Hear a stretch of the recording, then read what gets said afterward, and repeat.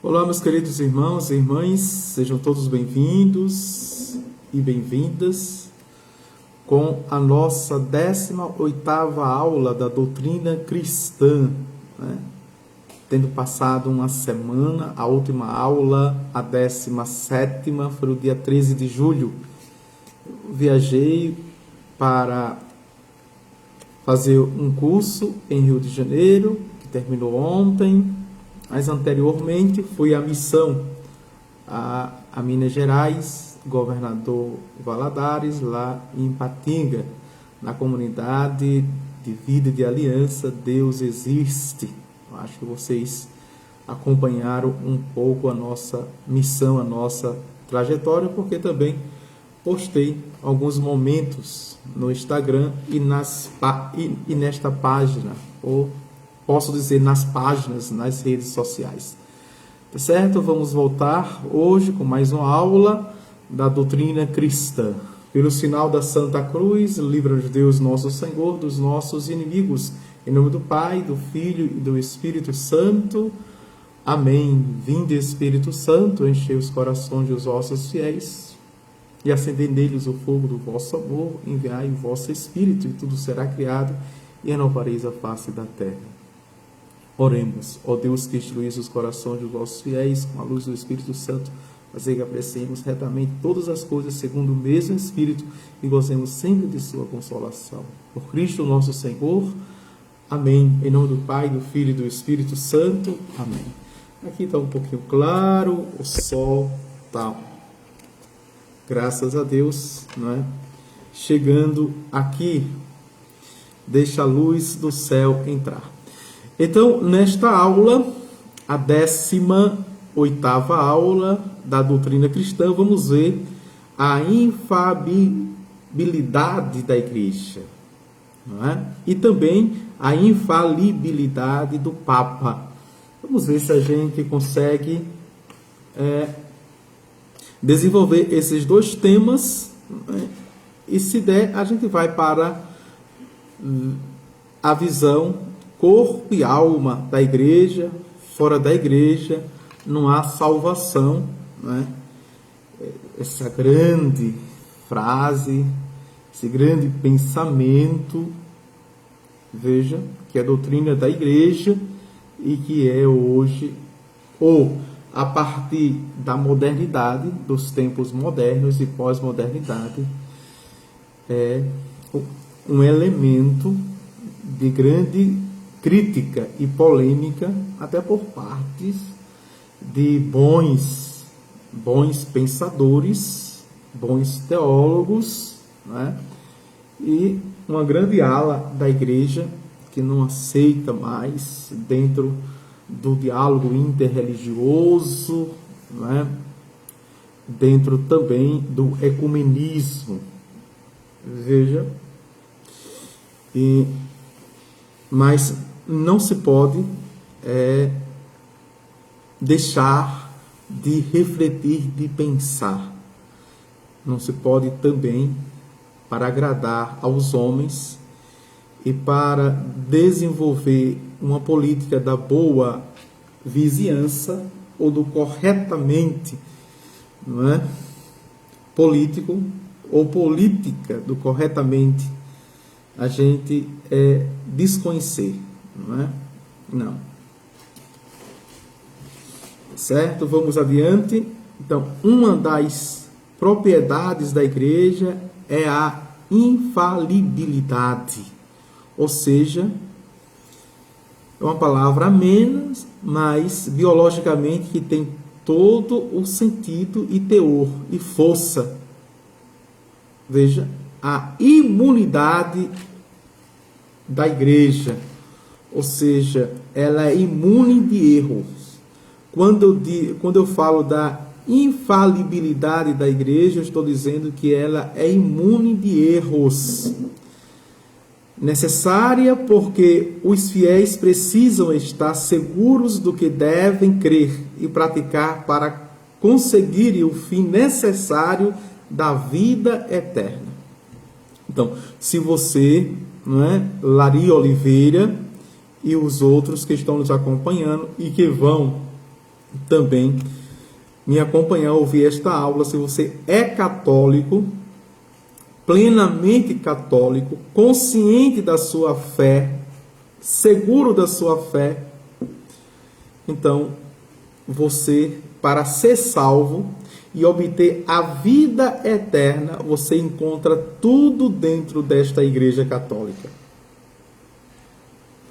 Tudo que é necessário para a sua salvação, a salvação da sua família, a salvação dos seus amigos, a salvação daqueles e daquelas que você proclama, exorta, profetiza, evangeliza, querigmaticamente a palavra do Senhor.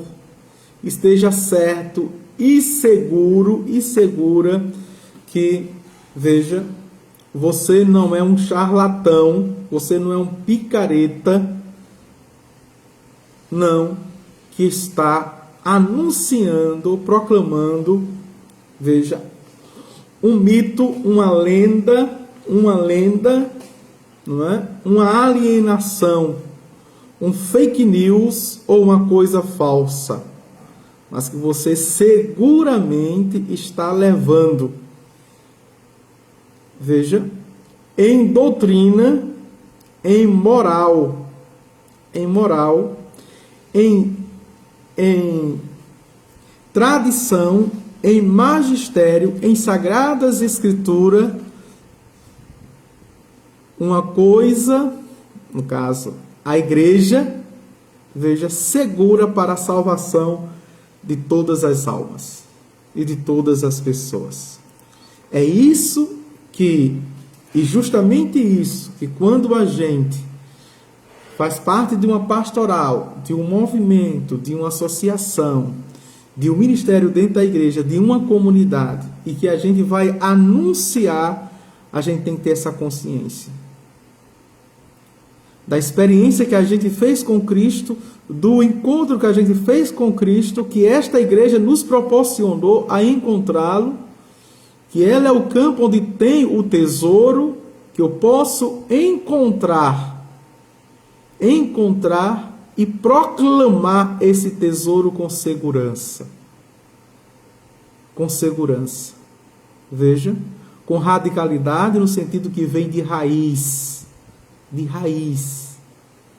Eu que já estou enraizado nesse magistério, nessa tradição, nas Sagradas Escrituras, agora tenho, veja, o dever no direito, o direito no dever de batizado, de filho de Deus, de rei, de governo, não é? Rei, de sacerdote e profeta, de anunciar e ensinar esta verdade.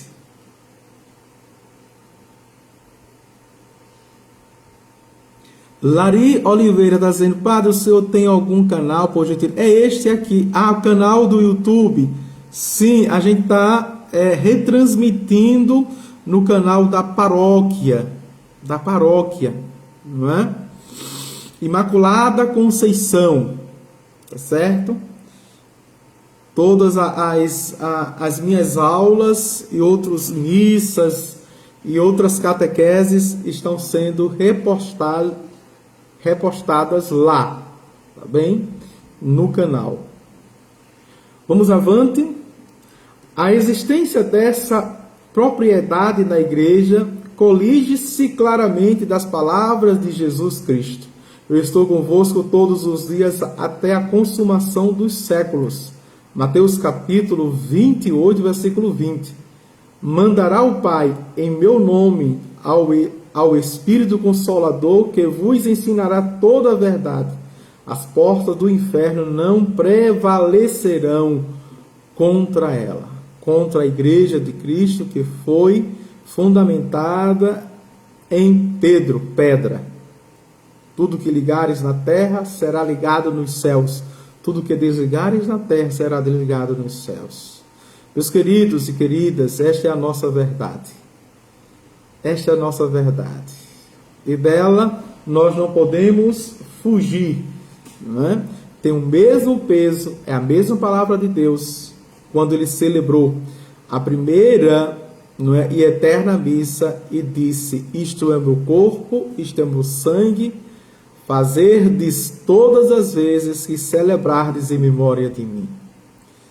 E nós sabemos que é a presença dele, real, sacramental, corpo, sangue, alma e divindade, a Eucaristia. A imunidade do erro reside, em primeiro lugar, em toda a igreja. Veja só, em toda a igreja ela tem imunidade de erro, infalibilidade da igreja. Isto é, em todos aqueles que livremente aderem à doutrina revelada pelo modo estabelecido por Jesus Cristo. Por enquanto, não pode acontecer que a igreja toda professe uma doutrina errônea, não é? Em Cristo, dado nos 33 anos, em especial nos 3 anos da vida pública, veja, na sucessão dos apóstolos, que são os bispos e os papas, né? Ou os papas e os bispos, chegando hoje, até hoje, veja, com Francisco, o Papa Francisco titular. E o nosso emérito Bento XVI. Se após considerarmos a Igreja como depositária da doutrina revelada, a infalibilidade deve residir naqueles que têm o poder de ensinar, isto é, chamada a Igreja docente, que é o magistério da Igreja. O modo solene e augusto para a manifestação extrema dessa infalibilidade é o Concílio Geral, quando se reúne todos os bispos do mundo por convocação e sob a presidência do Sumo Pontífice, o Papa, porque o concílio quer o ecumênico ou o geral, é necessário que seja convocado pelo Papa, que o presida por si ou por seus delegados, e que os atos fiquem aprovados e ratificados pelo Papa, a quem somente foi dito: apacenta os meus cordeiros. Exemplo do concílio, tomo-lo desde os tempos apostólicos, quando os apóstolos, sob a presidência de São Pedro, se reuniram em Jerusalém para dirimir algumas controvérsias e comunicaram depois a sua decisão aos fiéis com estas palavras: Visum est Spiriti Sancto et nobis. Pareceu bem ao Espírito Santo e a nós. Fantástico, né? Atos, capítulo 15, versículo 28. Os concílios ecumênicos foram 19, desde o primeiro de Niceia em 325 ao do Vaticano, né, suspenso em 1870. E agora ele está falando do Vaticano, não é? O primeiro. Nós temos agora o que terminou em 1965, Vaticano II. Então, temos aí uns 20 concílios, não é? Outro modo de manifestação externa da infalibilidade da Igreja docente é o acordo de todos os determinados pontos da doutrina. E então, temos aqui, não é, o nosso a imunidade da nossa igreja. Ela é santa, não é pecadora. Atenção. Havia já dito, me recordo agora, em outra aula, acredito que foi a 17ª que vimos este ponto, mas reforçamos. Fica como uma espécie de revisão aqui, tá certo? Vamos para infalibilidade do Papa. O Papa por si só é infalível. Isto se deduz, primeiro, ele é infalível da Sagrada Escritura, segundo, da tradição, não é? E terceiro, veja, do próprio magistério, o seu magistério. Tem a plenitude aqui. Primeiro, da Sagrada Escritura. Jesus Cristo disse a São Pedro: sobre esta pedra edificarei minha igreja, e as portas do inferno não prevalecerão contra ela. Mateus 20, 26. Pedro, pois, fundamento da igreja, não pode ruir, isto é, não pode errar, senão toda a igreja também cairia em erro e prevaleceriam contra elas as portas do inferno. Jesus ainda intimidou a Pedro: apacenta os meus cordeiros, apacenta as minhas ovelhas. Né? São João capítulo 21. Mas se Pedro pudesse errar, devendo nós obedecer-lhe, poderíamos abraçar o erro? O que repugna a sabedoria de Cristo? Finalmente, Jesus Cristo disse a Pedro: roguei por ti, para que a tua fé não desvaleça. E tu, uma vez convertido, confirma os teus irmãos. Lucas 22, 32. Ora, como poderia São Pedro confirmar os irmãos se pudesse errar e tivesse também ele necessidade de ser confirmado na fé? Isso é lógico, né? Isso é lógico. E a maioria dos católicos batizados, nós cometemos um erro, porque no fundo, nós não acreditamos. Nós dissemos assim, que a igreja é santa e pecadora, e que isso não é verdade, não é? Veja, se nós buscamos a santidade, certo? E fazemos parte, somos membros, somos filhos de uma igreja que é pecadora, então essa igreja, enquanto instituição humana, se é pecadora, é instituição humana, ela não poderá me ajudar. Não poderá me ajudar. Ela não poderá ser modelo para mim se ela é pecadora. Ela não poderá ser referencial para mim se ela é pecadora. Cuidado com essa mentalidade, não é?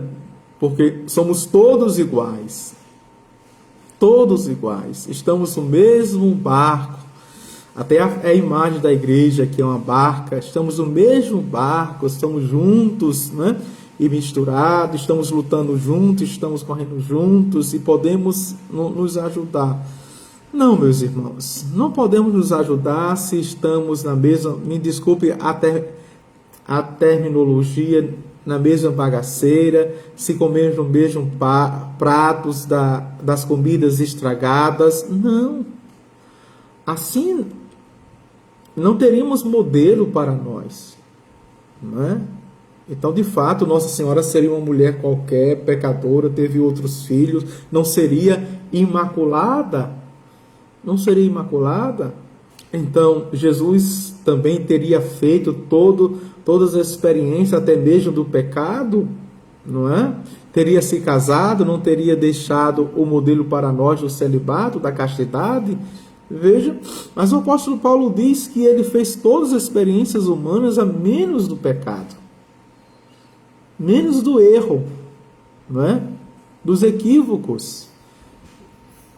Dá para entender? Então nós temos modelo. A partir de Cristo, nós temos Nossa Senhora, nós temos os anjos e os santos e santas, temos referenciais. E esses referenciais são 1000 anos-luz melhores do que nós. Ou seja, temos algo substancial, seguro para nos agarrarmos, não é? E continuarmos caminhando, certo? Então, a igreja, enquanto instituição humana e divina, ela é santa. não é? E ela faz os santos. Vimos aqui nas aulas. Faz santos, tá certo? E nos exorta também a estarmos seguros a superarmos os nossos vícios, as nossas paixões, os nossos pecados, a sermos melhores a cada dia mais, não é?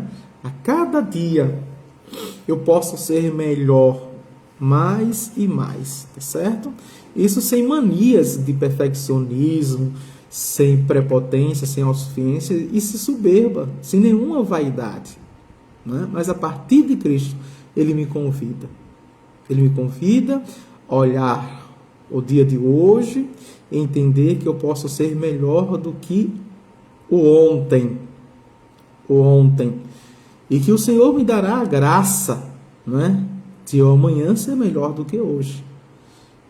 Veja, e é isso quando eu estou no confessionário e confesso os meus pecados, e o padre me pede que eu rezo o ato de contrição, e eu digo o quê? Meu Deus, eu me arrependo de todo o coração de vos ter ofendido, porque sois tão manso, não é? E amável. Prometo com vossa graça nunca mais pecar. É a graça de Deus que me sustenta. Assim ele disse ao apóstolo Paulo, quando o apóstolo Paulo disse: Senhor, tira-me o espinho da carne. Ele disse: a minha graça te basta. É na graça de Deus que nós podemos seguir além. Veja, seguir além e permanecer no Senhor, na graça dele. Vamos avante? Então, segundo, não é, da tradição, ele também, em todos os tempos, a palavra do Papa foi dita por decisiva. Santo Ambrósio exclamou: onde Pedro está, aí está a igreja. E Santo Agostinho disse: Roma falou, acabou-se a causa. Veja, ou seja, Pedro, Roma falou, acabou-se a causa. Pedro falou, pronto, está falado. Porque ele é o vigário de Cristo, não é? É Cristo aqui, visível, palpável, fisicamente também. É interessante que na aula, né, e no final do curso que eu fiz no Rio de Janeiro, nessa semana, né, que acabou ontem, é que as três figuras brancas que o mundo ainda não aceita e para nós é tão visível, não é? E que nos dá vontade de continuar. Primeiro, a Eucaristia na hóstia, não é branca, né? Nossa Senhora, sobretudo na aparição de Fátima, veja, e o Papa.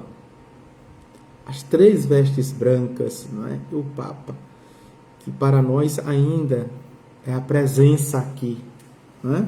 Do sagrado, do físico e do divino para nós. A infalibilidade do Papa é verdade de fé, definida no Concílio Vaticano em 1870. O objeto da infalibilidade são, primeiro, as verdades de fé, isto é, o depósito da fé, contido na Sagrada Escritura e na tradição. Segundo, as verdades que, sem serem de fé, são indispensáveis à conservação integral do depósito da fé, como, por exemplo, a canonização dos santos. Terceiro, os costumes, isto é, a moral cristã para nós. Então, as verdades de fé, não é, são esses três pilares. Veja, o depósito da fé, que é a tradição e as Sagradas Escrituras, não é? As verdades indispensáveis para a conservação, como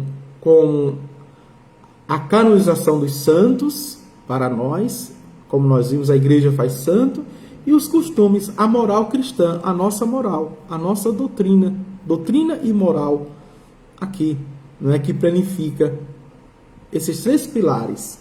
O Papa é infalível quando fala ex cátedra, a saber, quando, como pastor e mestre de toda a igreja, define, isto é, decide de modo definitivo, de modo que não se possa mais duvidar a respeito de uma questão de fé ou de costume, entendendo ele obrigar a igreja inteira e declarando anátema ou separando dela a quem quer que se recuse a admitir-lhe a definição proclamada.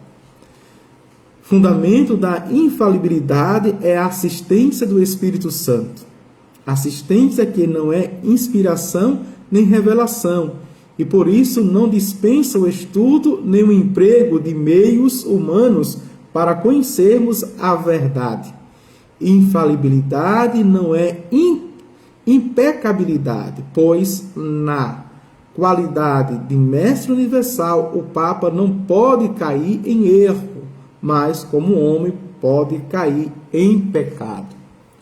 Agora, atenção aqui que há uma confusão, não é? Quando a gente fala da infalibilidade da igreja, não é? Ela não pode errar e nem pode pecar. A igreja de Cristo, a igreja, certo? Por isso que nós, enquanto povo de Deus, somos santos e pecadores, enquanto povo de Deus. Mas enquanto a igreja de Cristo, ela só é santa. E nós falamos da infalibilidade do Papa.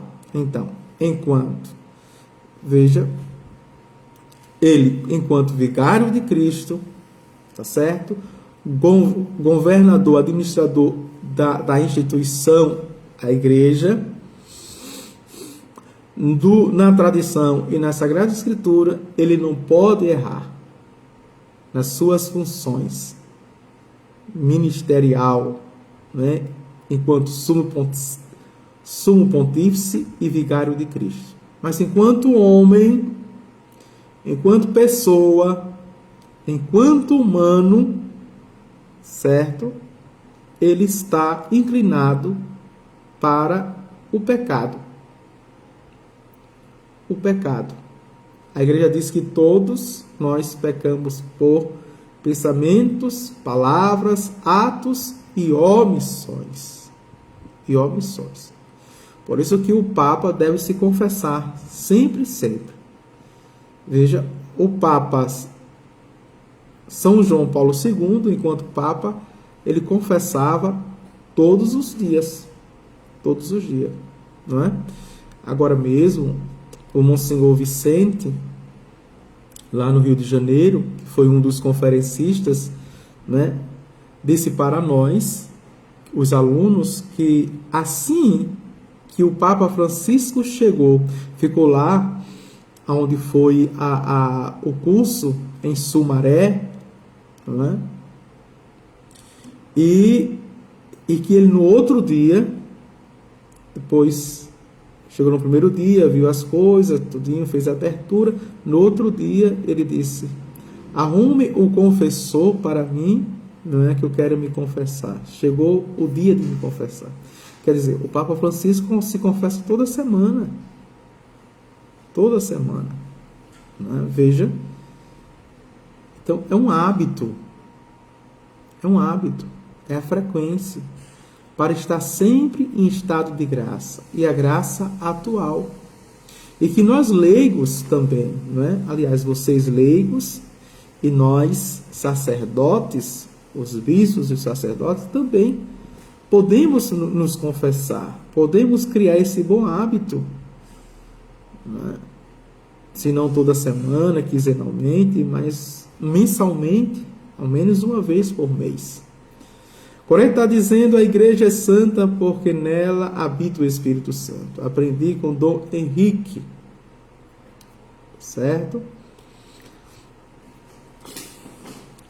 Nela habita o Espírito Santo, Gorete. Nela, não é, habita a Santíssima Trindade.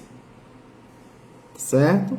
Claro que ele disse o Espírito Santo, porque estamos no tempo da atualização, no tempo de Pentecostes, no tempo do Espírito, não é? Que é santificador.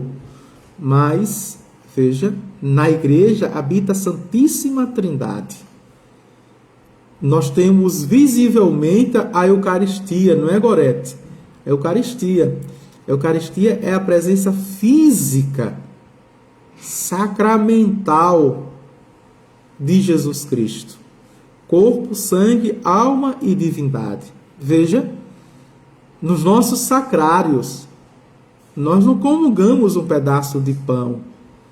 Nós não comungamos um pão bento, não é? Abençoado. Nós comungamos verdadeiramente, é verdadeiramente Deus, é verdadeiramente homem.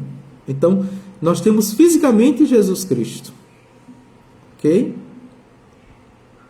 Agora, na missão das três pessoas da Santíssima Trindade, um só Deus, como nós já vimos aqui, não é, nesse curso.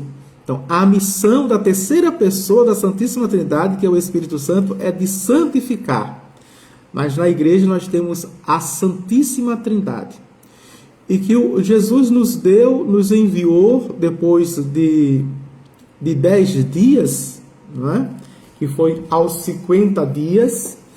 Ele subiu aos 40 dias, a ascensão. Depois de 10 dias, Jesus nos deu o Espírito Santo, que ele disse: o Espírito Santo não vos deixará órfão, não é? E a missão do Espírito Santo é nos reconduzir, é conduzir a igreja ao coração de Jesus, veja, e que vos recordará tudo o que eu vos disse.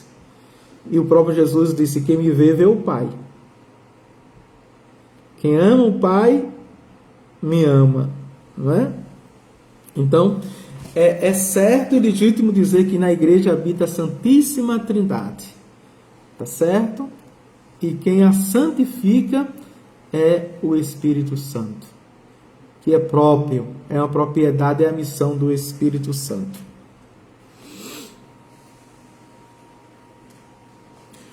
Vamos mais para o outro ponto, o terceiro ponto, talvez dê tempo até terminar.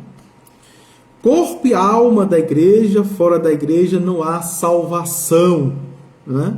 E aqui, quando na abertura dessa aula, eu disse que aqui está a polêmica, que muitos não querem aceitar mais, que na igreja católica, né, fora da igreja católica, não há salvação. Vamos ver os motivos aqui. A igreja é o corpo místico de Jesus Cristo. Veja, mais corpo vivo.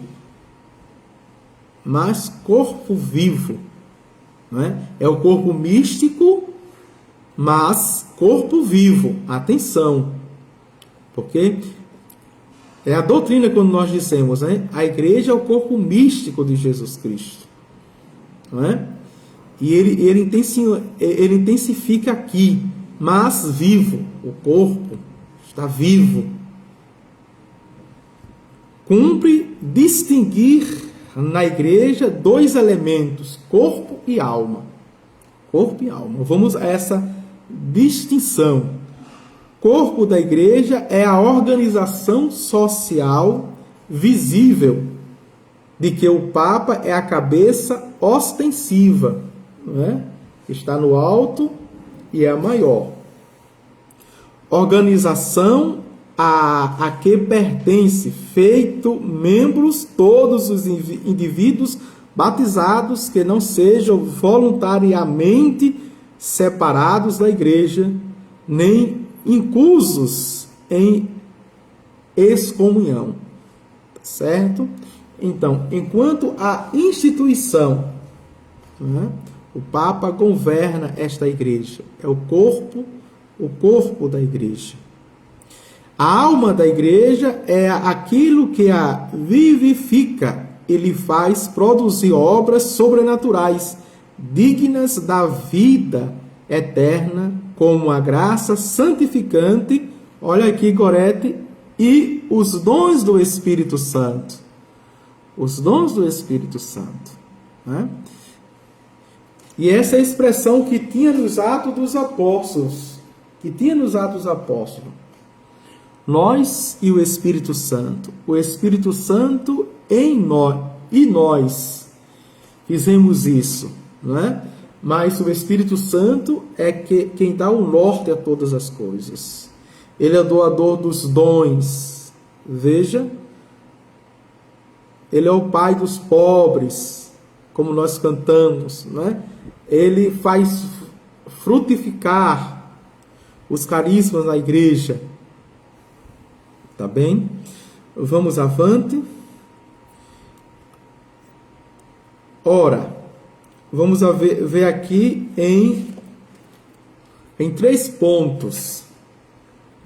Pertence ao corpo e à alma da igreja os indivíduos batizados que professam a fé de Cristo, sob a obediência e o magistério dos legítimos pastores e se encontram em estado de graça.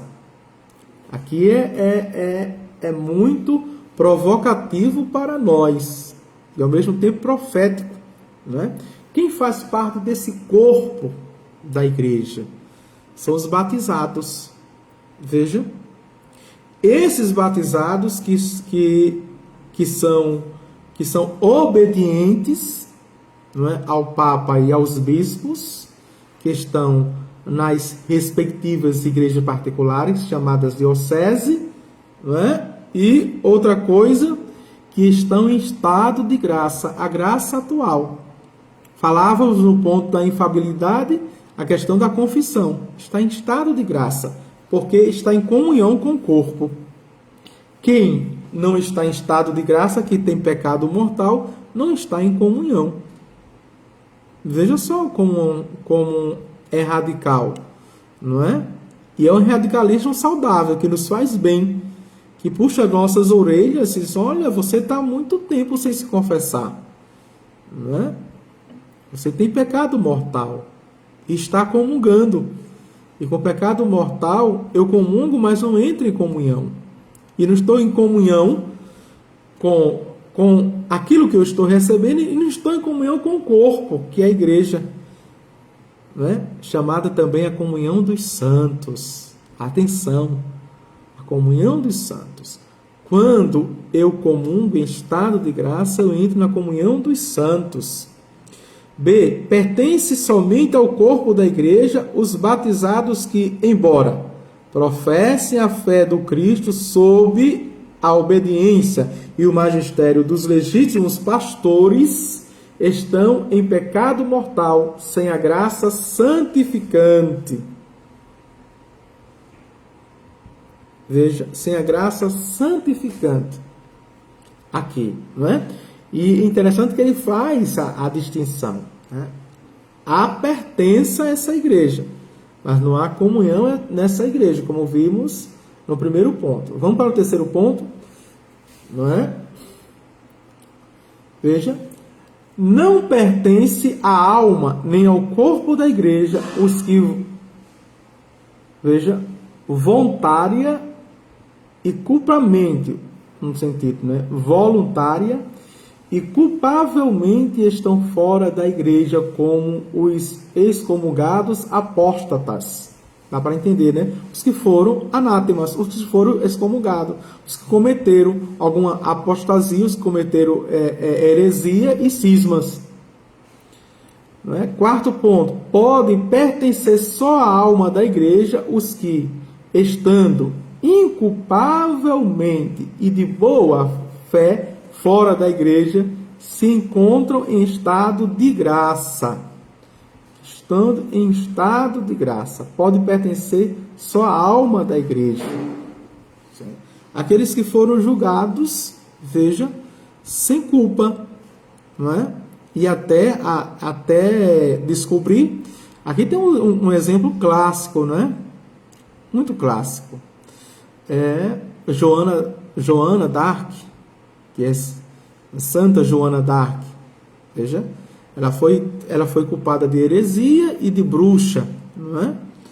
E depois a igreja reconheceu no processo que, na verdade, não tinha heresia e ela não era bruxa e que ela tinha virtudes heróicas. A igreja reconhece que no processo, tá certo? Ah, foi o erro da igreja. Não, foi o erro dos homens da época.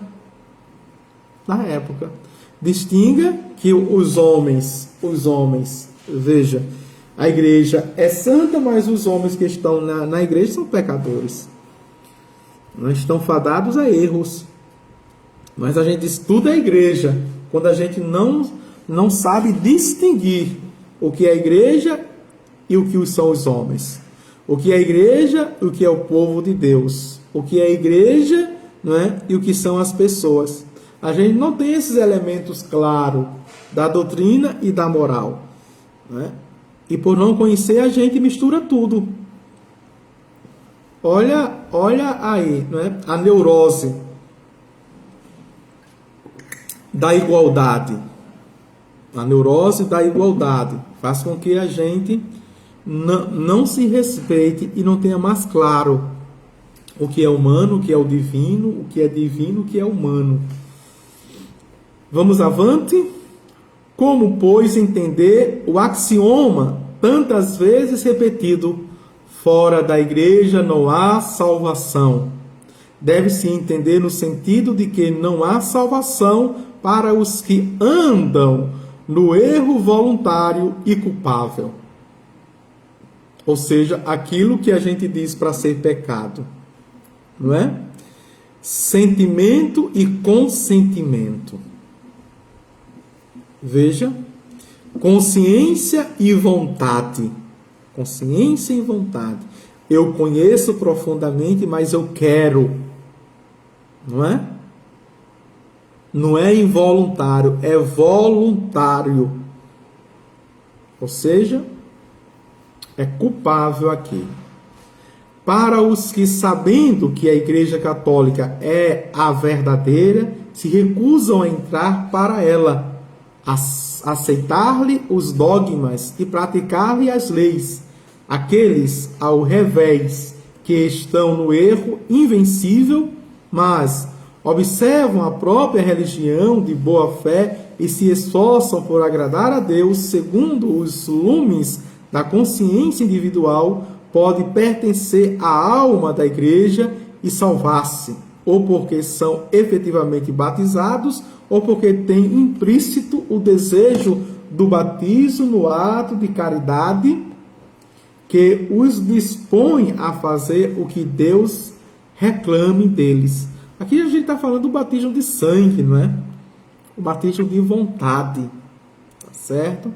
Tem pessoas que não são batizadas. Atenção para essa doutrina, não é? Deveríamos ter uma aula somente para explicar isso. As pessoas que não são batizadas, mas elas querem ser batizadas, têm o desejo de ser batizadas, há impedimentos, não é? Por motivos maiores, veja, mas mesmo assim, sem ser batizada, elas obedecem e cumprem, conhece a igreja, cumpre tudo o que a Santa Igreja, veja, pede e manda fazer.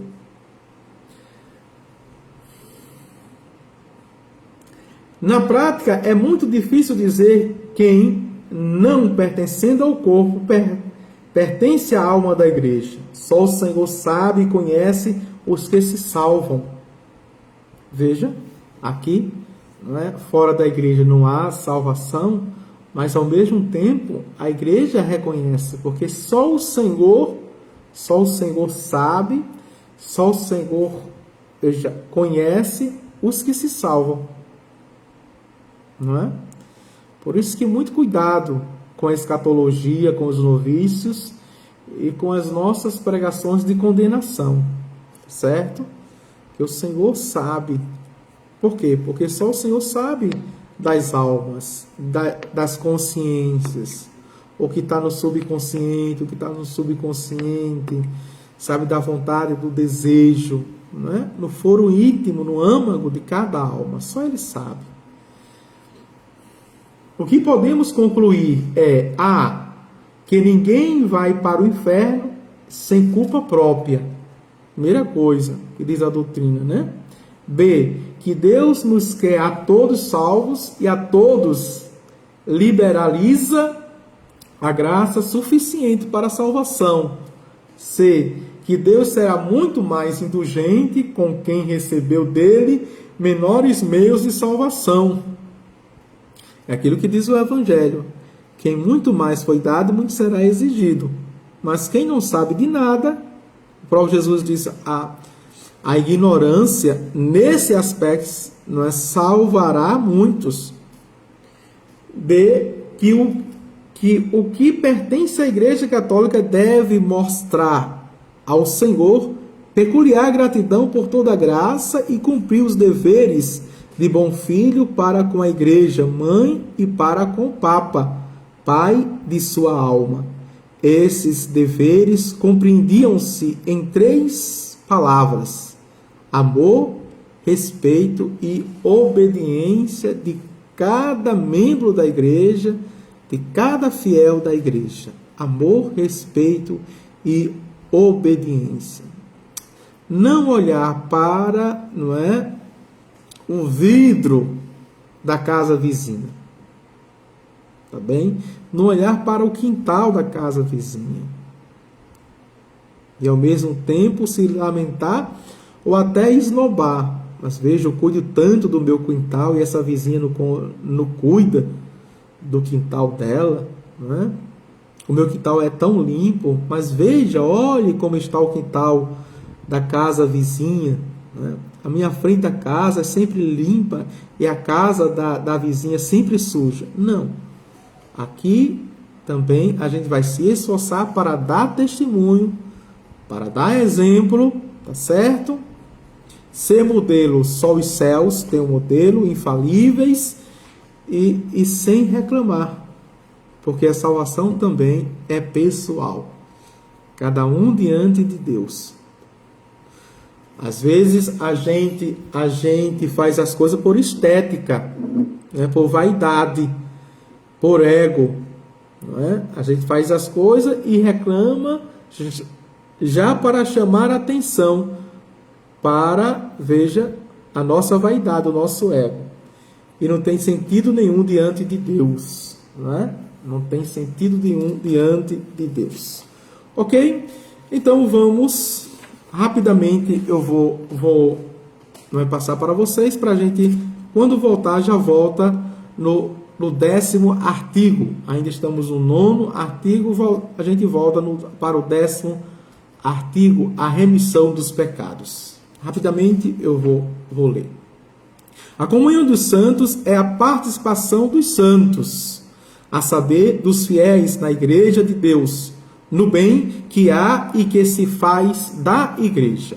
A Igreja, que poderia quase chamar-se uma sociedade de mútuo socorro espiritual, possui um tesouro constituído pelos méritos infinitos de Jesus, de Maria Santíssima e dos santos. Desse tesouro dispõe ela em favor dos fiéis por meio dos sacramentos, do sacrifício, das indulgências, etc. A este bem que há permanente na Igreja, acrescenta-se o bem que se faz, isto é, as boas obras, as orações, as penitências, etc. Deixa eu ver aqui. Praticadas pelos fiéis. De todo esse bem que há e que se faz, participam os santos, ou seja, os fiéis que estão na graça de Deus, em estado de graça. O vínculo da caridade une todos os fiéis em graça de Deus, os que estão no céu, veja, igreja triunfante, no purgatório, igreja padecente, e na terra, a igreja militante. As 3 expressões de uma única igreja: triunfante, padecente e militante.